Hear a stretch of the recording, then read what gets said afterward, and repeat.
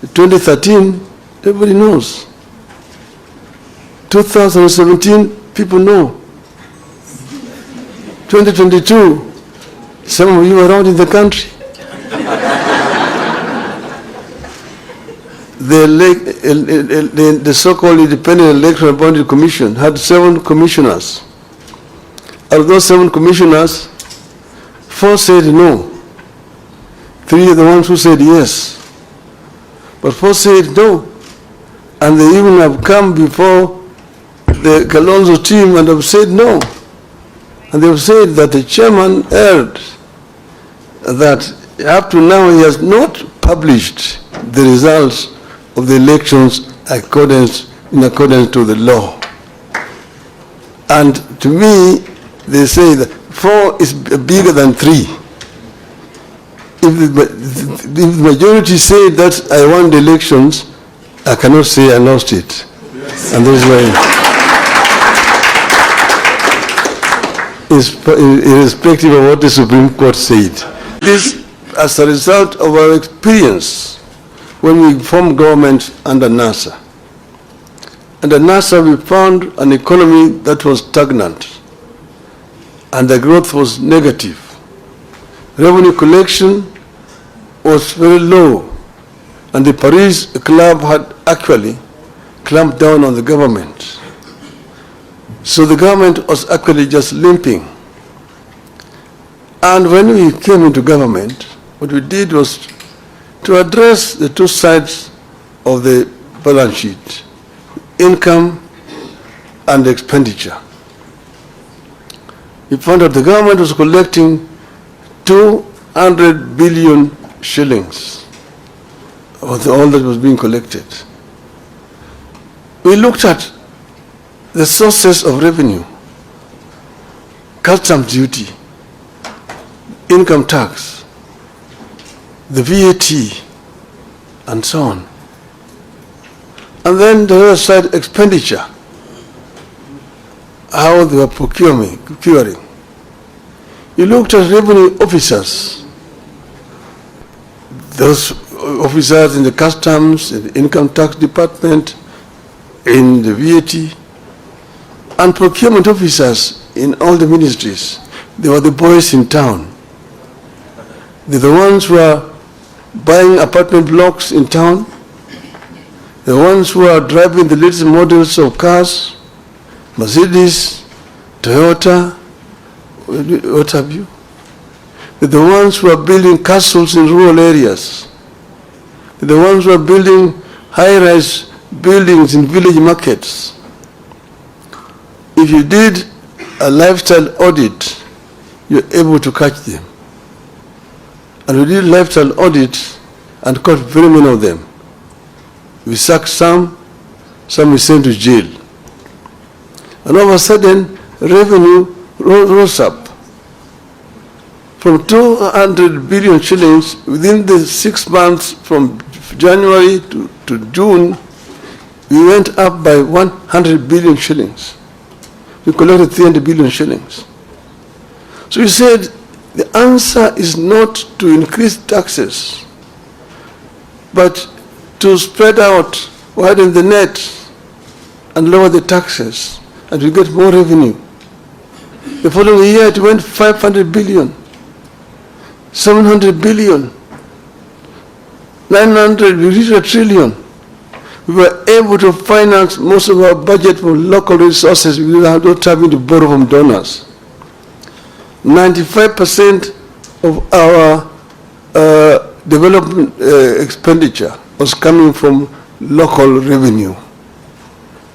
And that's why we were advising the inadvisable that you don't have to increase taxes to get revenue. Procurement, because you can raise revenue, but it all just goes into people's pockets. We found that under Moi, there was a procurement law which says that any item above 100,000 shillings had to procure competitively. In other words, you had to advertise in at least 3 newspapers there must be at least 3 bidders, and you procure competitively. Each and every ministry has a procurement officer, seconded from the treasury, who was in charge. We found that each procurement officer had 3 companies registered. And there was a kind of a cartel and a collusion. The one in Ministry of Finance is supplying Ministry of Education. The one in Education is supplying health. One is health is supplying roads. One road is supplying agriculture. And if you are the tender, there will be 3 companies. All those 3 belong to one person. And of course, the building, the commission, which is shared among various commission officers. An item that's supposed to be procured at 100,000 shillings goes for 5 million shillings. And that's where the money is being lost. These ones, again, we did lifestyle audit. We sacked some of them. We jailed some of them. The government was now procuring competitively. And that is how we manage that economy. So you need to stimulate production. Interest rates need to come down in order to stimulate economic activity. This is particularly urgent and critical, given that in the Finance Act of 2023, the regime is pursuing higher spending and taxes for the next 2 years. Businesses will obviously pass the costs to consumers, worsening the cost of living further. We needed to invest in direct relief to individuals through programs that put money directly into the people's pockets. Which is why we asked the Kenya Kwanza to continue with and expand the Kazi Mtaani program. And it can be expanded the way we did it ourselves there, kazi kwa vijana, to the rural areas as well. Investment in labor-intensive programs like road construction, rural water systems, afforestation, and so on. This has proven over the years to yield positive results. We believe that putting money into construction of schools' infrastructure would yield better returns than the construction of houses through taxation. Kenyans deserve a raise in the average minimum wage. We should also stop mismanagement of public finances. The country must embrace better fiscal discipline. We do not have to increase our budget in order to look important. State Department with overlapping functions need to be scrapped. Why do we have coordination of international development partnerships at both the Deputy President's Office and the Ministry of Foreign Affairs, complete with budget lines, while the National Treasury also runs an external resources department? At the same time, we need to stop duplication of devolved functions at national level. You have a situation where the national government is competing with the counties in several other functions which are constitutionally devolved, like health, like agriculture, like water, and so on. Why should the national government be the one procuring fertilizers and distributing it to the county government when agriculture is devolved? How about drugs and so on? A few weeks ago, the Controller of Budget told the country that the National Treasury over-budgeted salaries of state officers, including hers, by 3 times, leading to the loss of over 1 billion shillings. The Controller of Budget detailed how the Treasury has been over-budgeting salaries of senior government officials through the consolidated fund services. So far, nobody has been made to bear responsibility for this budgeted corruption. We know very well that regional authorities duplicate county functions. Where do we retain them? Complete with budgets. To those doubting Thomases within the regime, these measures above will release the estimated 500 billion shillings required to bring back the economy on an even keel. Realistic debt management. Currently, Kenya is caught in a debt rut where it has resorted to borrowing more to repay debt. It makes no sense to us to borrow more to repay debt when debt is already too high. It amounts digging when you're already in a deep hole. Our position is that the National Treasury ought to ask creditors to push up payments falling due to a future date rather than keep paying it. This is what people do when they have a crunch in their finances, but know they can pay later when their income is higher.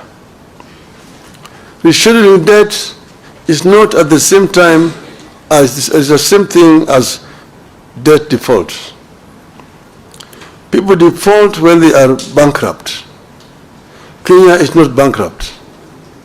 Kenya should not default. By rescheduling debt payments falling due, the government can forgo punitive taxes and create room for critical social and economic spending. In conclusion, 1 year on since the inception of new government, this is the time to reset the economic policy broadly. And you're not going to set this broadly by mere rhetorics, by talking and making promises to the people, empty promises. The effectiveness of government by key initiatives, including the Hatta Fund, should be reviewed by a forum comprised of the government, political parties, the business community, and the civil society. This is what should be happening. And if this happens, we will be able to come up with proper solution to the problem that we are facing today. The government today is living in denial. If you listen to the State of the Nation address yesterday, if you are talking to some people who are living in planet Moon, you are not being realistic to problems confronting this country. And these problems must be confronted frontally, not by trying to give diversions here and there. We have said today that the cost of living is real and is killing the people. It has to be addressed if you are going to actually relieve the plight of the people of this country. This is our position as azimio. Now finally, Madam, you've written there, Raila Odinga ran for presidency 5 times and lost 5 times. In other words, and each time he complained that he did not lose. I accepted losing elections in 1997. I said I had lost and accepted. In 2007, the jury is out there. Everybody knows what happened. In 2013, everybody knows. 2017, people know. 2022, some of you are around in the country. The so-called Independent Electoral and Boundary Commission had 7 commissioners. Out of those 7 commissioners, 4 said no. 3 are the ones who said yes. But 4 said no. And they even have come before the Kalonzo team and have said no. And they have said that the chairman erred, that up to now he has not published the results of the elections in accordance to the law. And To me, they say that 4 is bigger than 3. If the majority say that I won the elections, I cannot say I lost it. Yes. And that's why, irrespective of what the Supreme Court said. I thank you very much.